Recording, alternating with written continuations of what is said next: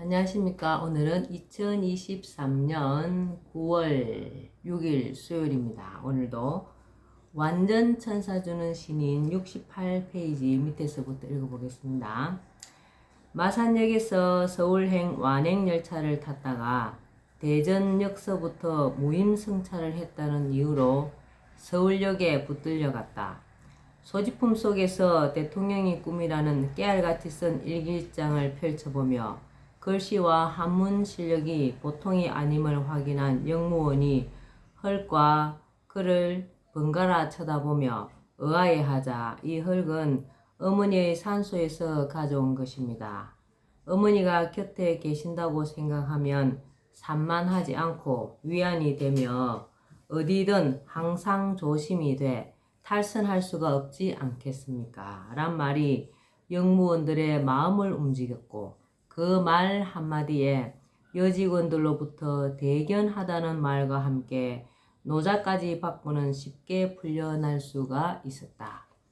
그리고는 역 앞을 서성이며 길 잃은 사슴처럼 멀뚱하게 사방을 두리번거렸다.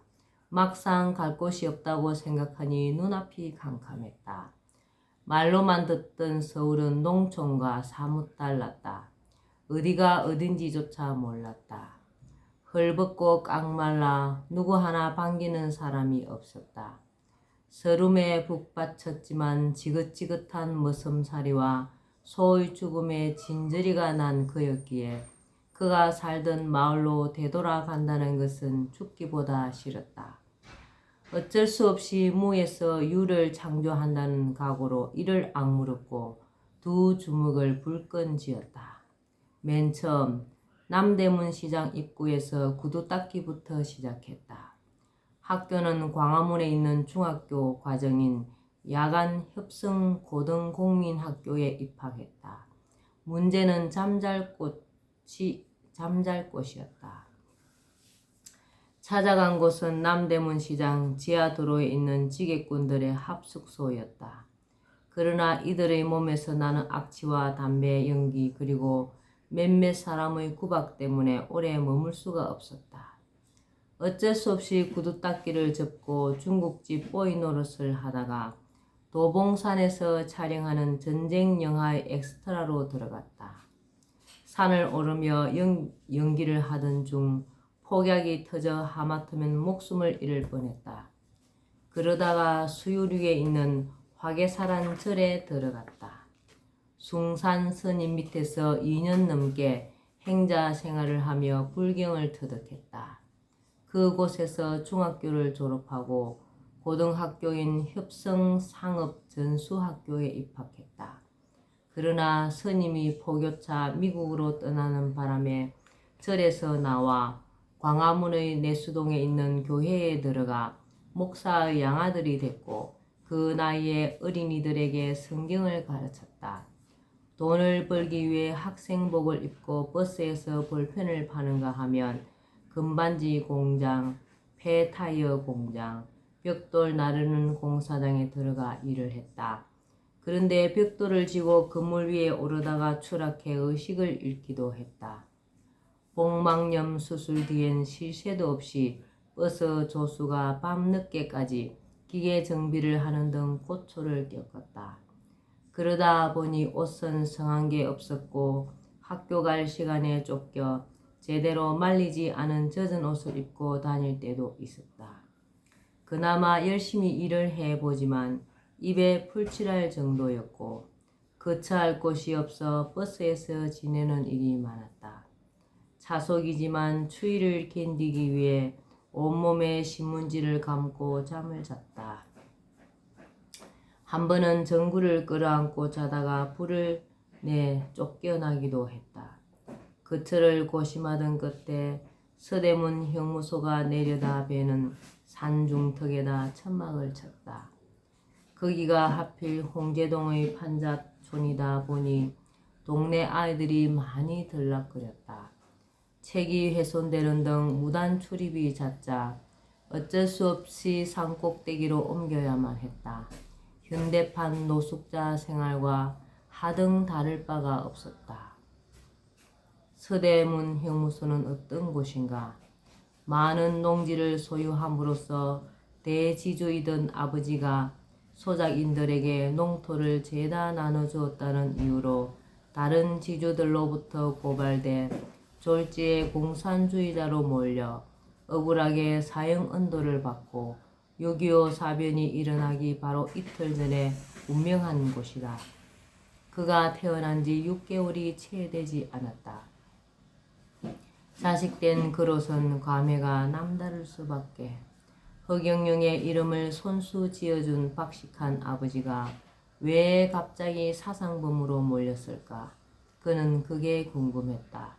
나중에 알게 됐지만 그의 아버지가 지주로서 소작인들에게 땅을 나눠주자 다른 지주의 소작인들도 주인에게 땅을 달라며 소동을 벌임으로써 일어난 일이었다. 억울한 누명이 아닐 수 없다. 그는 아버지의 이러한 사연을 안타까워하며 가져온 한 줌의 흙을 형무소 주변에다 뿌렸다. 아버지의 시신은 행방을 몰라 수습하지 못했지만 영혼이나마 어머니와 함께하기를 기원한다는 뜻에서다. 그는 엉성한 천막 속에서 더벅머리에다 헤어진 옷을 입고 더위 및 추위와 싸우며 애월하지 배워야겠다는 일념으로 달빛과 눈빛 속에서 피나게 주경야독을 했다. 서울은 너무나 삭막했다. 돈이 없으면 죽은 목숨이나 마찬가지였다. 도둑질을 빼곤 뭐든지 나섰다.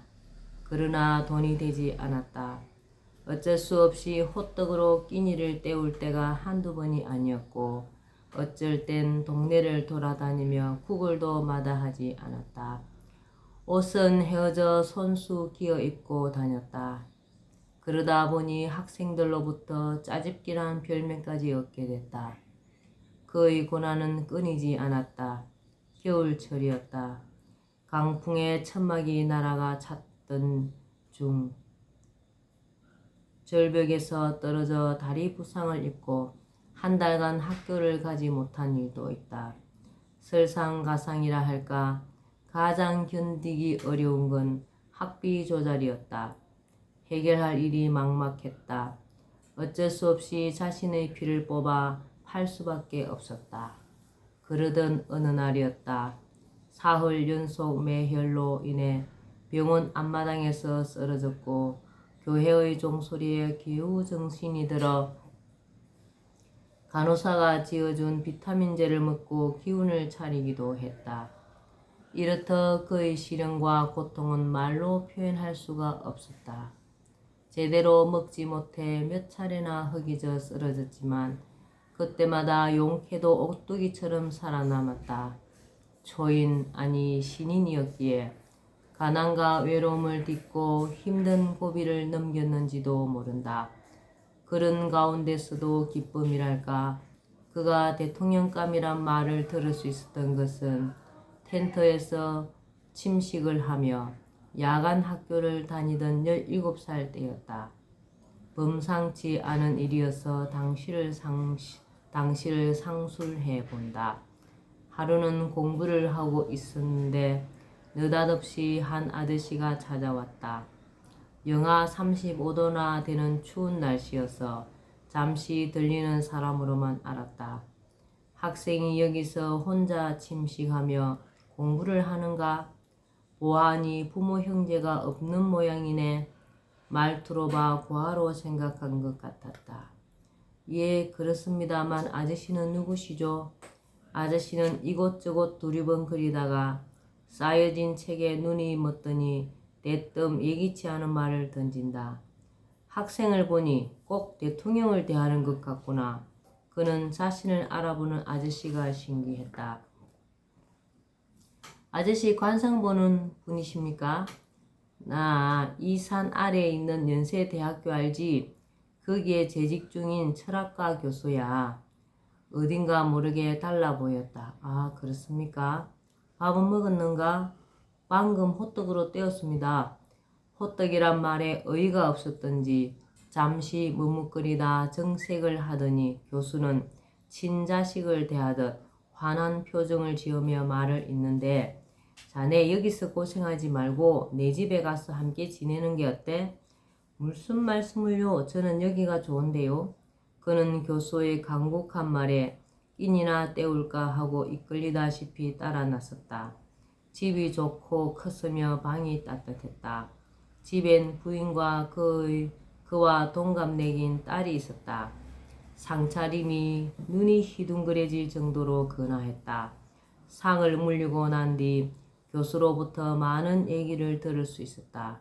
그는 자식이 되어달라는 교수의 간곡한 청을 거절하고 이튿날 집을 나와 그의 텐트로 돌아왔다. 고뇌 자리에 누웠다. 냉기가 엄습했다. 비록 짧은 시간이었지만 지옥에서 천국으로, 천국에서 지옥으로 되돌아온 느낌이 들었다. 그 뒤 모든 걸 잊고 오로지 면하게 휩썼다. 어려서부터 신동이란 소리를 듣고 자란 그는 초등학교 때부터 웬만한 학문은 거짓말처럼 마스터했다. 끈질기게 야간 학교를 다닌 끝에 한국방송통신대학을 마칠 수 있었던 그는 학창시절을 통해 성경, 팔만대장경을 비롯한 불경, 한문, 주역, 역사, 철학, 사서삼경, 삼일신고, 물리학, 천부경, 격암유록 등을 닥치는 대로 독파함으로써 그의 재능이 차고 넘쳐 대래 스승을 가르칠 정도였다고 한다. 예. 완전 천사를 주는 신인 김차웅님이 쓰신 내용입니다. 정말 우리 신이님 어렸을 때 고생을 너무너무 많이 하셨습니다. 오늘은 여기까지 말겠습니다. 오늘도 건강하고 행복한 날 되시기 바랍니다. 감사합니다. 흑영영.